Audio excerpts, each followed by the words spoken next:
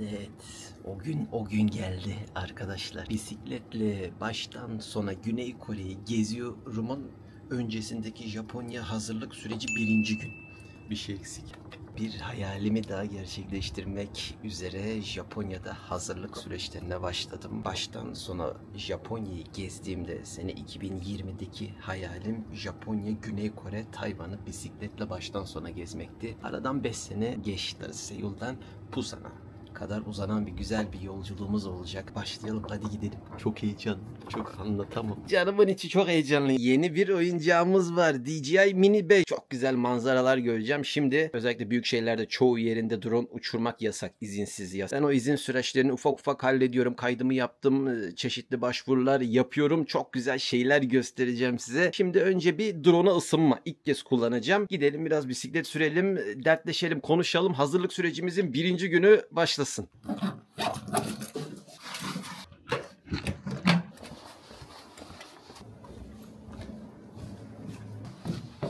Yadigar burada.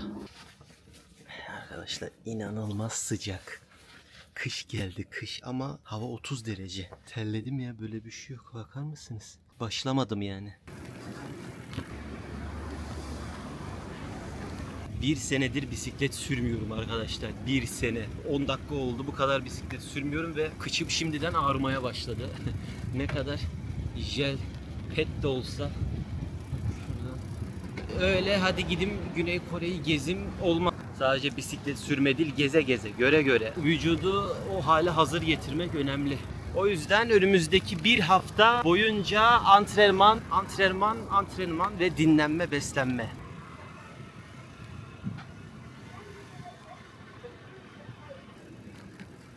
Bu kadar güvenliğin olmasının sebebi rastgele değil, orada bahis oynanıyor. Çok gelip giden oluyor o yüzden. Japonya'da her köşede böyle yaşlı bir amca güvenlik nedeniyle beklemiyor yani. Yine fazla ama buranın ekstra bir önemi var.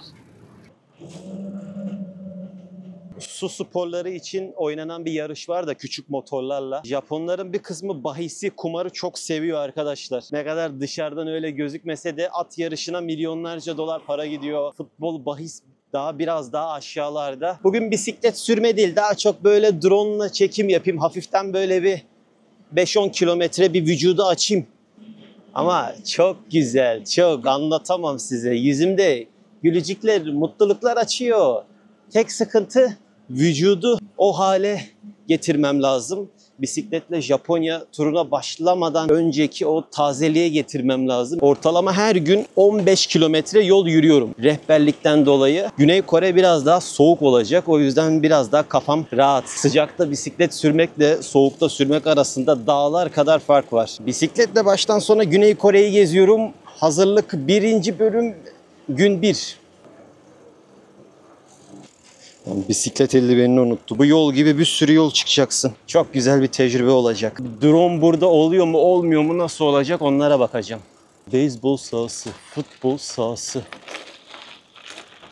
Abi dakika birden yeşilliğe girdik. Shimano'nun X500. Çok güzel ayakkabıya, var mı yok mu anlamadım. Tabii bu pedalın içine de giriyor da ama düz de yürünüyor.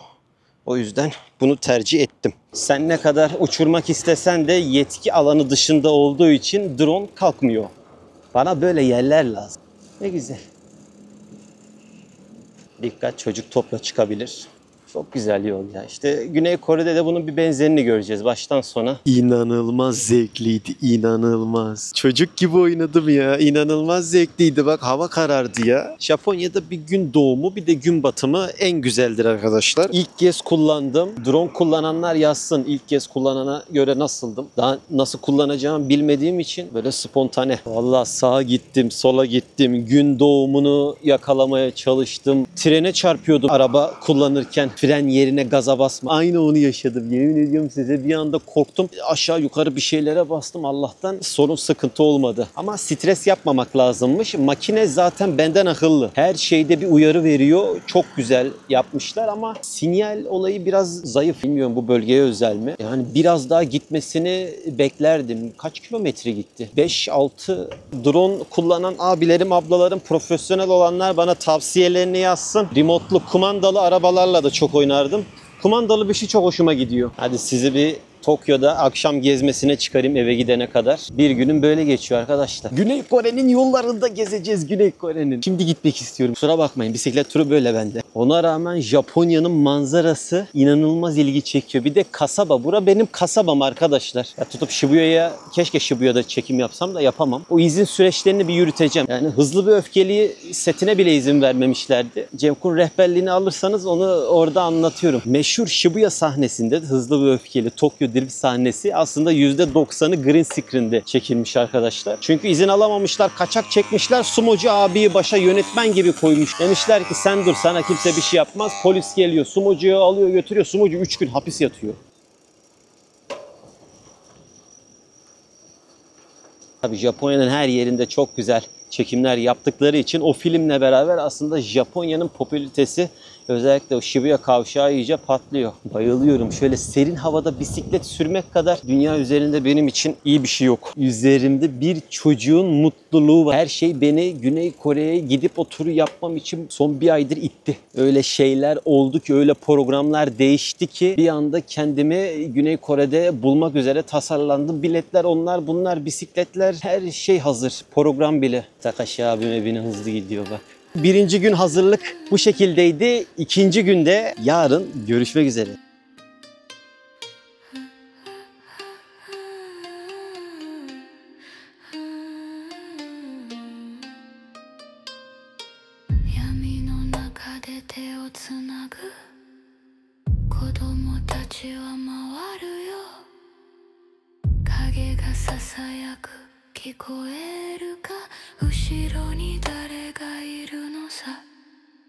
Holding hands in the darkness, the children spin around.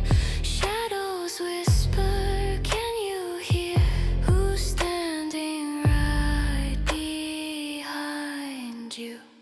Kagume, kagume, kago no naka no tori wa itsu itsu de yaru yoake no ban ni suru to kame ga subeta ushiro no shoumen dare ha ha ha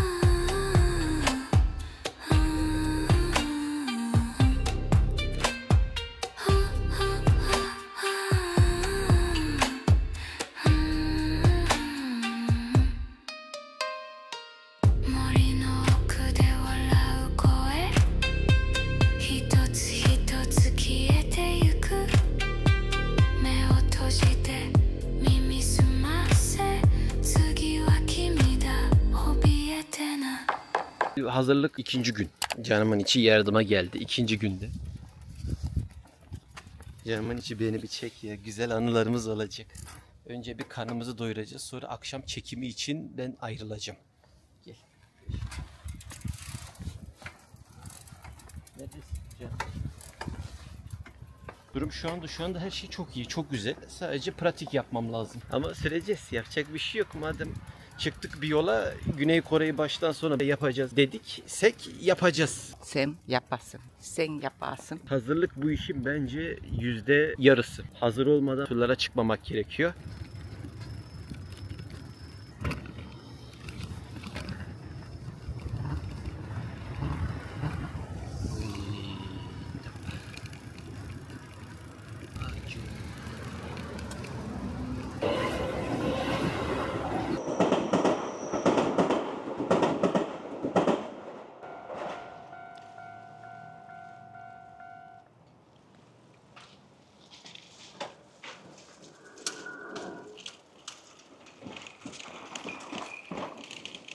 Japonya birbirine benziyor arkadaşlar, bakın. Yani şu anda ben Hokkaido'da olabilirim.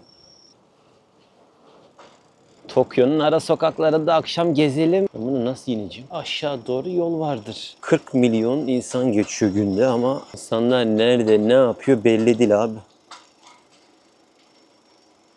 Geç bir vakit de değil ha. Vallahi saat daha 6. Saat 6'da böyle bir durum var. Ama bütün binalar dolu işte. Kış ayına girilirken Japonya'da bir senemizi daha ufak ufak onlara doğru geliyoruz arkadaşlar. Japonya planlarınız var mı? Yorumlarda yazın, yorumlarda. Japonya planları olanlar nereleri gezmek istediğini yazsın. Nereleri çekmemi istiyorsanız Japonya'da hepsini yazabilirsiniz videonun altına. Abi önce git bir Kore'yi gez. Önce bir sağ salim Güney Kore'mizi bir gezelim. Ne güzel asfalt yapmışlar ya. Yumuşak asfalt. Ay migima garibas. Ne oldu lan? Japon kız geçerken laf attı. Benzinin litresi 177, 166, 1.10 dolar. İlk Japonya'ya geldim sene 2017. Benzin 130'larda bir şeydi. Artışa bakar mısınız? 130'dan 177. Yalnız ben konuşurken bayağı böyle bir 5 kilometre yol yaptım ya. Millet niye bana böyle öcü görmüş gibi bakıyor? Niye hiç ışık olmaz? Yanda tenis şeyi vardı. Bak oradan çok güzel bir manzara çıkabilir ha. Bakalım akşam vakti DJI nasılmış. Biri geliyor karşıdan, biri koşuyor. Ne yapıyor lan? Her biri bir köşede koşuyor ya. Maşallah. Japonların bu kadar zayıf olmasının, kilo almamasının sebebi bu arkadaşlar. Sürekli hareket halindeler. Sampo dediğimiz bir olay var. Benim kayınpeder, kayınvalidede de var. Günde minimum 2-3 saat yürüyorlar dışarıda. Bu yaşları ileride diye değil. Normal insan da, bizim yaşımızda insan da yürüyor. Ben burada bir uçuracağım. Dikkatli kalkış yapın diyor da Güney Kore'yi baştan sona gezme bisiklet turuna hazırlanıyorum. Koordinatları verdim. Take off. Home point update. Şöyle bir uçuralım değil mi arkadaşlar? Japonya'dayız. Oy manzaraya bak, manzaraya. Biz neredeyiz? Bakın biz tam aşağıdayız. Nerede olduğumuz belli değil ya. Buradayız. Japonya manzarası. Spor yeri nerede ya? Çocukların alanı. Şehir manzarası mükemmel, mükemmel. Güzel ya. İyi ki almışım drone'u. Şu anda zevkini çıkarıyorum arkadaşlar. Tek sıkıntı sinyal, bir yere kadar gidiyorum şurada. Bir yerden sonra sinyal kopuyor ama manzaralara bakar mısınız ya? Max altitude reached. Obstacle sensing unavailable. Fly with caution. Ağaçların arasından geldi bak. Tepeden bir şey geliyor. Çok zevkli ya. Gerçekten çok zevkli. Oğlum beni görmüyor musun?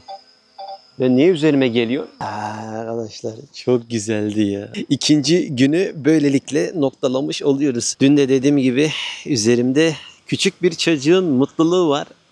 Allah. Uzun bir süredir hayatta istediklerimi yapıyorum ve bunun getirmiş olduğu bir mutluluk, bir huzur var açıkçası. Güzel. Umarım bu videoyu izleyen, bu lafları, bu sözleri duyan herkesin istediği gibi bir yaşamı, hayatı olur. Çok duygusala bağlamayacağım. Videoyu beğenmeyi, paylaşmayı, abone olmayı unutmayın. Ben çalışmaya, her zamanki gibi çok çalışmaya devam edeceğim ve sevdiğim şeyleri yapmanın peşinden gideceğim arkadaşlar. Yarın 3. günde görüşmek üzere. Her zaman gidilecek yol vardır, her zaman. Hız kesmeden. Hız kesmeden devam. Evet.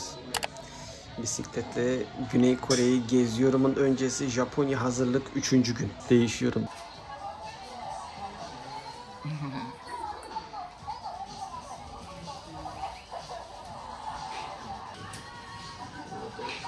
Gel gel gel, Japonya biletleri bedava, gel. Birkaç senedir geliyorum, sağ olsun abi yardımcı oluyor, perma yapıyor Allah.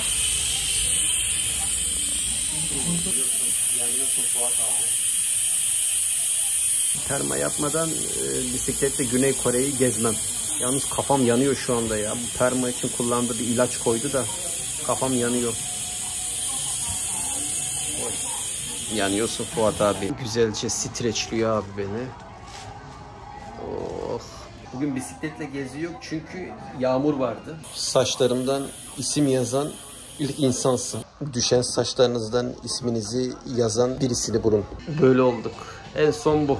30-40 dolar arası bir şey veriyorum. Yarın görüşmek üzere. Şurada şu anda bir 400 dolarlık bir şey var. Bakın ne aldıklarımı göstereceğim. Ben Montbell'den vazgeçmem. Montbell'e geldim. 2 tane çok hafifler var mı yok mu belli değil. 35 dolara geliyor. Çok hafif olduğu için. Bir de çok fazla eşya götürmeyeceğim için böyle sen sünnetlik çocuk gibi yaptım ama bu 2 tane 35 dolara gömlek aldım. Gömlek çok seviyorum. Bir hızlıca bir göstereyim neler aldım. Bayağı bir şey aldım. Bir tane içlik, Montbell içlik. Merino içlik. Merino çok severim merino koyunlarını. Vallahi bence pantolon aldım. Thermal OD pants. Biraz daha hafif olanını aldım. Bu 9.000 yen, 12.000 yen. Bu çok güzel.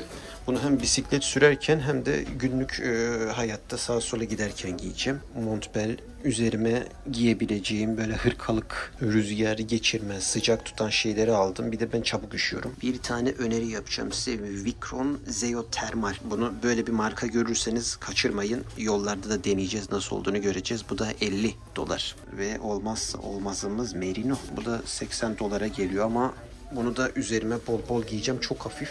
Ve teri, kokuyu, her şeyi okeyliyor. 25 dolara geliyor. Sadece üzerime sıcak tutması için bir tık giyeceğim. Bu da 40 dolara geldi. Şu Vicron markasından. Ama bu kıyafetleri ben hep böyle bisiklet turlarında kullanacağım. Biraz da büyük aldım. Hem sonbahar hem kış hem ilkbahar kullanabiliyorum. Biraz o yüzden aldım açıkçası. Japonya hazırlık bölümünde bir sonraki gün. 80.000 yen. Valla alışveriş yapmıyorum ama yaptım mı da güzel yapıyorum. Shinjuku'da Montbell mağazasının tam önündeyiz. Montbell'in en büyük mağazası. Şu arkamda görmüş olduğunuz mağaza. Ne ararsanız var, tavsiye ederim. Bence North Face'e o kadar para vermeyin. Gelin Montbell'e. Ben senelerdir, yaklaşık bir 7-8 senedir hep alışveriş yapıyorum. Seneler önce aldığım Montbell. Montbell'in sahibi bu kadar Montbell ölmüyor. Hadi gidelim. Biliyorum Kore soğuğunu biliyorum. Kıçımız donacak da orada. Dünyanın en büyük tren istasyonu arkadaşlar. Shinjuku. Geçtim.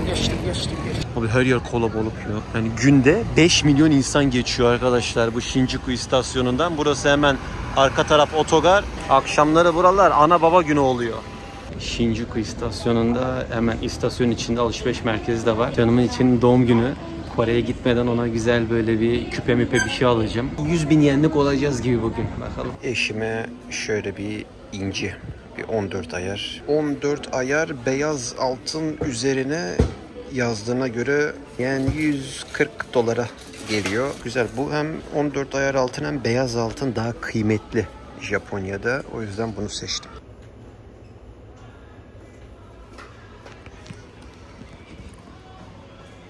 İnciyi alıyorsun, hemen alta iniyorsun istasyona, trenle evine gidiyorsun. Tabii kozmetik için de bu Shinjuku istasyonunun üstü bir kısmı şöyle bir göstereyim. Yani buraya gelirseniz burada binlerce yen harcayabilirsiniz. Aklınızda olsun, bütün markalar var. Türkiye'den gelen misafirlerimin olmazsa olmazı Shiseido. Tam yeri şöyle tarif edeyim. Shinjuku istasyonu zaten de burası kilometrelerce gidiyor. Şu Happy Lemon'u bulun. En basitten böyle tarif edeyim. Keiyo Department diye geçiyor. Buranın içerisine girdiğiniz anda binlerce Japon yenini kozmetiğe, takıya, giysiye, ayakkabıya, yemeğe, içmeye harcayabilirsiniz. Aklınızda olsun. Kore'yi baştan sona geziyorumun hazırlığı bugünlük bitti. Gitmeden daha 1000 dolarlık oldum. 1000 dolarlık. İnanılmaz. Akıyor bu akşam maşallah. Gece 1. Gece 1 oldu. Heyecanımı buradan anlayın arkadaşlar. Geldim, kıyafetleri yani uyumam lazım deniyorum, etiketlerini bile çıkarmadım. Valla bilmiyorum başıma neler gelecek de Güney Kore bisiklet turunda mutluluk var biliyor musunuz? Böyle bayramlardan önce böyle berbere gideriz yani, böyle Arife günü. Bayram tıraşı oluruz. Kıyafetlerimizi filan hazırlarız ondan sonra. O heyecan var üzerimde.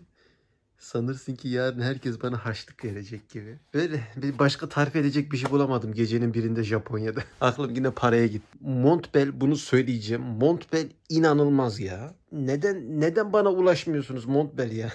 Gecenin birinde bak Montbell reklamı yapıyorum. Sanki Montbell benim için yaratılmış, ben Montbell için yaratılmışım gibi. İnanılmaz. Her şey bu kadar mı bana güzel olur, rahat olur? Ben etiketimle uyuyacağım. Valla şöyle uyuyacağım. Canımın içi Kobe eti yapacak benden.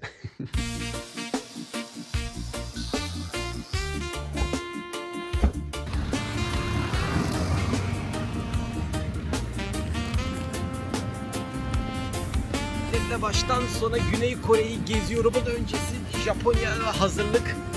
Gün 4 mü 5 mi? Şuraya koyacağım. Emin değilim. Günler çok çabuk geçiyor. Güney Kore'ye hem antrenman hem de drone çekimleri var. Hadi bakalım. Bir drone görüntüsü girsin şuradan. Havadan böyle bir Tokyo izleyelim. Videoyu beğenmeyi, paylaşmayı, abone olmayı unutmayın arkadaşlar.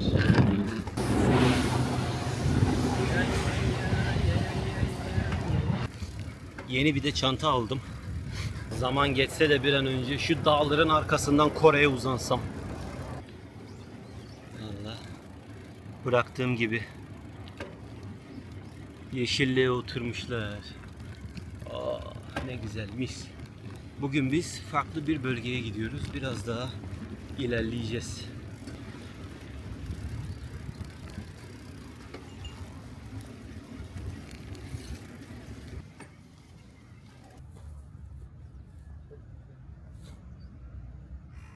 Seul'den başlayacak yolculuğumuz Busan'da bitecek. Kore'deki şehitliğimizin olduğu yere kadar sürüp 29 Ekim Cumhuriyet Bayramı'nda da tamamlayıp Tokyo'ya Kürkçü yuvama dönmek istiyorum. Planım bu şekilde. Ufak ufak ben bilgileri vereyim. Kore'de bu bilgilerin hepsini geçeceğiz çünkü.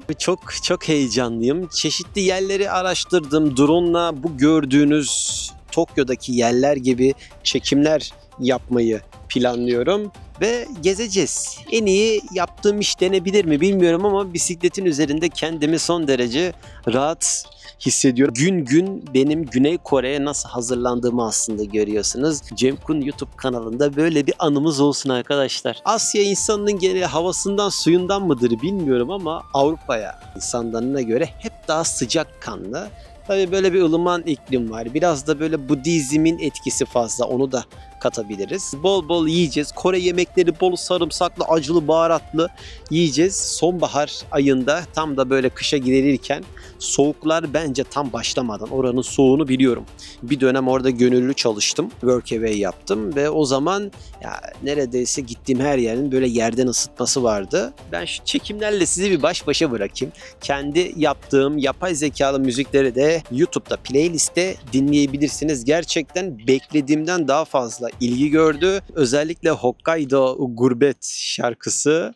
Tamam, yapay zeka şarkı sözlerini biraz karıştırıyorum ama gerçekten teknoloji muazzam bir yere doğru gidiyor. Ve olabildiğince bunu neşeli, eğlenceli hale getirmek istiyorum. Yapıcı eleştirilere her zaman açığım ama ben artık hayatımı son derece profesyonel yaşamaya gayret gösteriyorum arkadaşlar. Ona takıl derken hayat geçmez, saçlar çabuk beyazlar.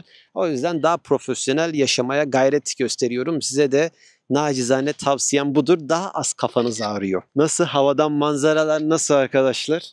Evimden bayağı bir uzağa geldim, kilometrelerce. Enteresan bir şekilde bir senedir bisiklet sürmememe rağmen vücutta ağrı olmadı. Öyle bir altyapı mı kurmuşum nedir anlamadım ama günde en az bir 20-25 bin adımım olduğu için bu da etkili tabii ki. Spor gerçekten önemliymiş insan vücudu için. Bir de galiba biraz içkiyi azalttım, o da var. Yollukları azalttım, viskiyi azalttım. Uzun bir süredir ben içki içmiyorum. Alkol, sigara, bu tür aslında kötü alışkanlıkları bence bırakabilmemizin en büyük cevabı bir hobi edinmek. Alışkanlığınızın dışına çıkmanız lazım. Bir anda Güney Kore turundan nereye geldik? Yemekten sonra sigara mı içiyorsunuz? Onu değiştirin. Araya bir şeyler koyun. Hobi edin. En büyük cevabı bu. Çünkü kendi kendinizi öldürüyorsunuz. Olay spor, olay bisiklet olduğu için bu tür şeyleri de konuşmam gerektiğini düşündüm açıkçası. Sağlık önemli. Çünkü kendi yaşamınızdan yiyorsunuz arkadaşlar. Bunları bıraktıktan sonra vücudunuzdaki değişimlere inanamayacaksınız. Daha kolay nefes alıyorsunuz. Bakış açınız değişiyor. Nefes nefese kalmıyorsunuz. Daha enerjik hissediyorsunuz. Stresten uzaklaşıyorsunuz ve hayatınızı daha böyle kaliteli bir biçimde yaşamaya çalışıyorsunuz. Halihazırda Japonya'yı baştan sona bisikletle gezmiş ve neredeyse her gün ortalama 10-15 kilometre yürüyen, kilometrelerce bisiklet süren birinden nacizane tavsiyeydi. Tabii ekonomik şartlar el verdiğince. Tabii ekonomik şartlar el vermiyorsa gidip kendinizi alkole, sigaraya vermeyin. Bir nevi ekonomik olarak iyi durumdamış izlenimi çıkıyor.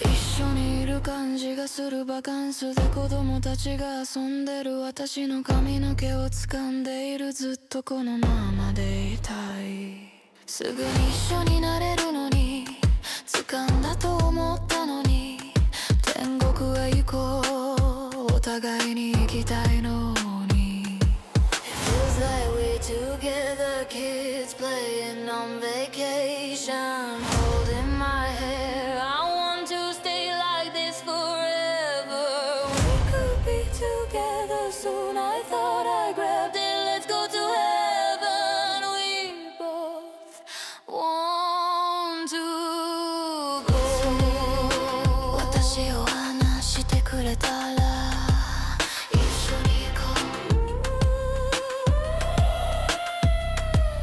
う一緒に行こう Çok güzel hobi gördüğümüz manzaralara bakar mısınız ya? Yaptığım müzikleri de soruyorsunuz. Bunları ben yapay zekaya Suno aracılığıyla, Suno web sitesi aracılığıyla yapıyorum. Her şey tabii telifli, kitaba uygun. Ne çabuk geldin ya.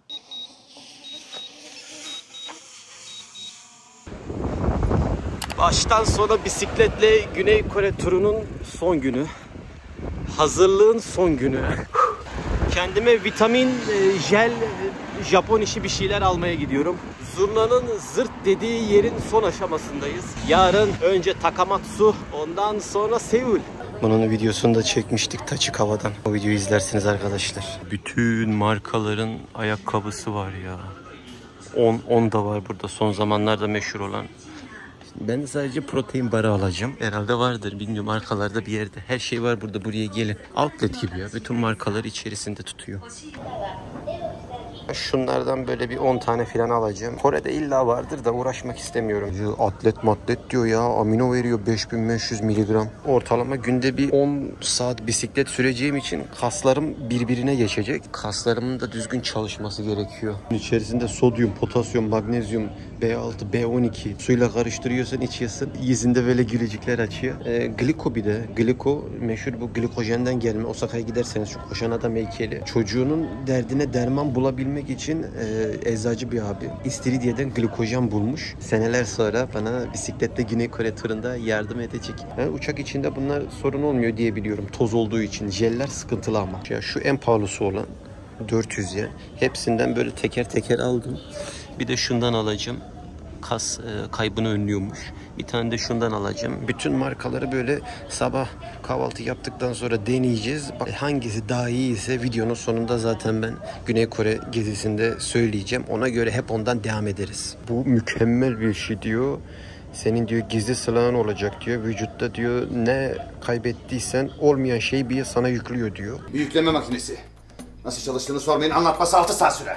Karate, jiu-jitsu, ortaki fizik, tavucu seks. Karışık var mı? Var.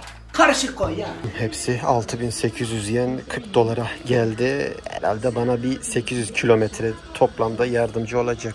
Bir şey göstereceğim. Bunları çok görüyorum sporcularda, Japonya'da. Güç taşı olarak geçiyormuş bunlar. Kaslardaki sirkülasyonu arttırıyormuş. Böyle yorgunluğu azaltıyormuş.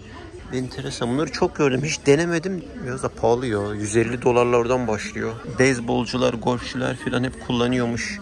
Neognum magnet diye geçiyor. Kas yoğunluğunu düzenliyor. Bir şeyler yapıyor. Çok enteresan terimler öğreniyorum. Daha tura çıkmadan önce. Bakıldığında böyle anlam ifade etmiyor gibi geliyor bizde. Bizde galiba böyle şeyler yok. Dükkanlarda hiç böyle şeyler satılıyor mu bilmiyorum. Hadi bakalım Yadigar. Seninle son sürüşümüz. Yarın gidiyoruz. Hayat çok garip arkadaşlar. Yaklaşık 5,5 sene önce tam da burada bisikletle Japonya turundaki o bisikletimi satmak üzere durmuştum. Satmak üzere yola çıktım. Vizemi uzatmadılar ve Türkiye'ye geri dönmek üzere planlar yapmaya başladım. Şu anda hiçbir ülkeye giriş yapamıyorum. Bana bir vize vermiyorlar zaten. Önce bisikleti satacağım. Ondan sonra uçak biletini alıp Türkiye'ye doğru bizimkilere, aileme sürpriz yapmak üzere yola çıkacağım. Vallahi uzun bir süredir hayatta istediklerimin peşinden koştuğum için oluyor. Dilediklerime de dikkat ediyorum. Bu aralar ne istiyorsam oluyor gibi bir şey var. Korkmaya başladım. O yüzden daha uzun sene yayarak. Durum böyle. Hepinize teşekkür edesim geldi birden, bilmiyorum. Galiba YouTube'un da etkisi var. Belki de YouTube olmasa bu kadar beni itekleyici bir şey olur muydu? Cem Kun değil de klasik düz Cem olurduk belki de, bilemiyorum. Sevdiğim şeyleri yapıyorum. Hayattan olabildiğince böyle zevk almaya çalışıyorum. Japonya'da bu konuda bana yardımcı oluyor. Bu tur biraz iç dökme turu da olabilir yer yer. Öyle bir teşekkür edesim geldi. Yani umarım herkes hayatta istediklerini yapabilir. Dünyanın bir ucundan hepiniz için dileğim bu. Yani çok böyle duygusala bağlamak istemiyorum ama siz iyi olursanız Yaradan bir şekilde yardım ediyor. Bilmiyorum nasıl oluyor ama oluyor. Bir şekilde oluyor arkadaşlar. Tabii çalışmak her zaman olduğu gibi hep aynı cümle. Bizim herkesten daha fazla çalışmamız gerekiyor. Görüşmek üzere. Bu çok rahat ya. Bunu Amazon'dan her yırtıldığında söylüyorum. Kıçımı koymak için beni ekstradan kıyafet giymekten kurtarıyor. Çok yumuşacık ya. 5-6 dolara geliyor ama mükemmel bir şey. Şimdi Güney Kore'ye gidiyor baştan sona. Görüşürüz Yadigar. Ben bir Güney Kore'yi baştan sona gezip geleceğim. Kendine iyi bak. One shot, one flower. Tadımı yapalım.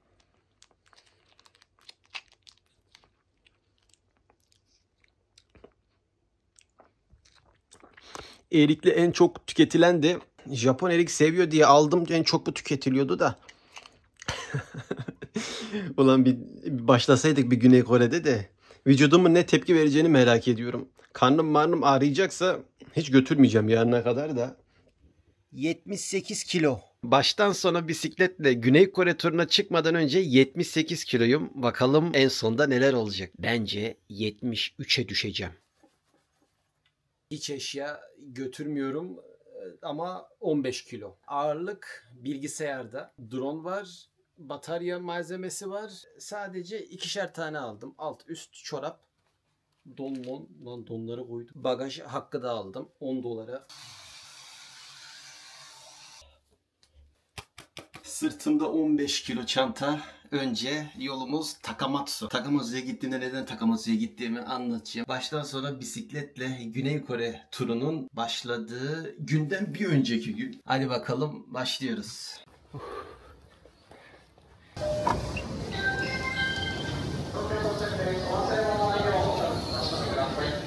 Narita'ya giden otobüsler şu Yaesu South Side diyor. Tam buradan. Bu yolu böyle takip edip dışarıya çıkmanız gerekiyor. Bak şimdi. Şuradan herhangi bir kapıdan çıktığınızda zaten bekleyen insanları burada 1500 yene olabilecek en uygun havalimanı gidiş. 10 dakikada bir de otobüsler geliyor.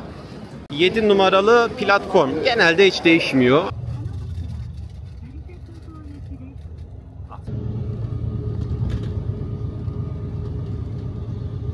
Terminal 3'e geldik. Ülke içinde Terminal 3'ten gidiyoruz Narita Havalimanı'na. 1 saat 15 dakikada getirdi ya. Çok hızlı.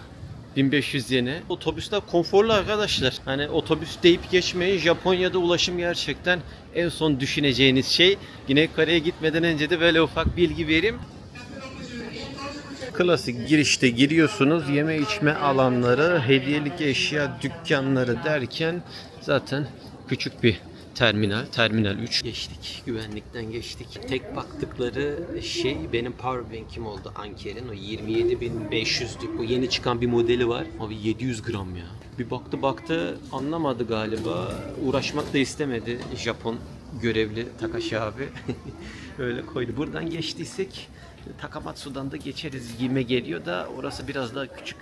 Orada biraz kılı kırk yarabilirler. Geçtik. Bayağı drone bataryalarım, anker, güçlü, powerbank derken jeller, meller. Jeller de bu arada sıvıyı 1 kiloya kadar geçirebiliyorsunuz. Aklınızda olsun. Şu kadar bir tırnak makasım vardı. O da geçti. Durum böyle. Yani kabin bagajında geçtik.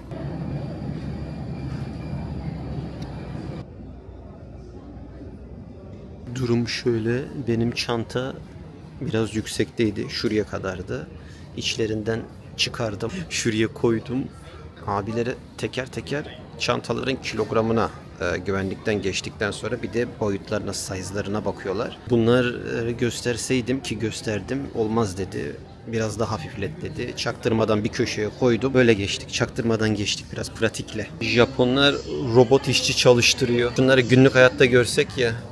Buradan siparişi veriyorsunuz. Önünüze koyuyor, paket yapıyor, veriyor.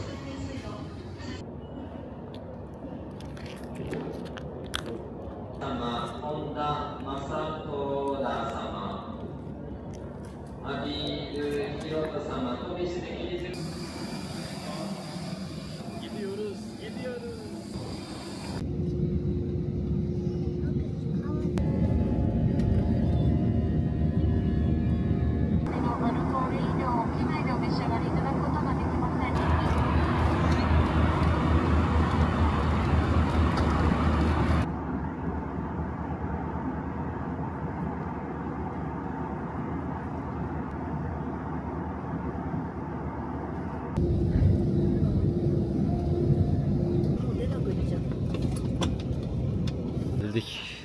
Size bir şey söyleyeceğim. Takamatsu havalimanı bildiğin Malatya Eraç havalimanı. Bildiğin Malatya Eraç havalimanı. Uçak indi. Ulan dedim düştük herhalde. Uyuyordum, uyandım. Dedim Malatya'ya geldik. Normalde taksiyle gidecektim. Ama hazır Malatya'ya gelmişken dedim bir yürüyeyim. Ben Takamatsu'ya niye geldim? Niye Güney Kore'ye direkt gitmedim? Onu açıklayayım. Ben Tokyo Seul biletimi gidiş dönüş aldım. Agoda. Agada bildiğiniz aracı bir Expedia, Booking gibi güvenilir bir yer. Tokyo, Seul, Seul, Tokyo, Busan, Tokyo olacaktı. Onda da hata yapmışım. Agoda benim biletimi, Tokyo, Seul biletimi iptal etmiş. Bayağı da 66.000 yen vermiştim. Dedim rahat rahat gideyim arkadaş. Tatil dönemine falan denk gelmişim. Hem Kore'de hem burada. O yüzden biletler pahalıydı. Normalde 30-40 bin yen civarı. Tokyo Kore arası bir yer ama neredeyse 2 katı para. Neyse iptal edince ben de sinirlendim abi.